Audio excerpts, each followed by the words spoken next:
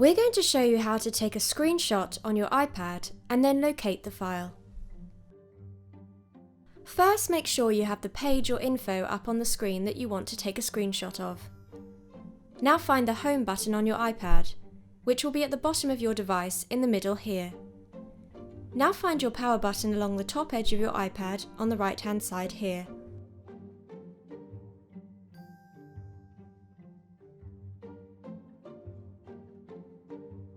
Hover your fingers over the Home button and Power button, and then press them at the same time to take the screenshot. If it works, you'll see the device flash and hear a camera shutter sound if your volume's turned up. If you're using the 2018 iPad Pro, you'll need to press the Power and Volume Up buttons at the same time instead.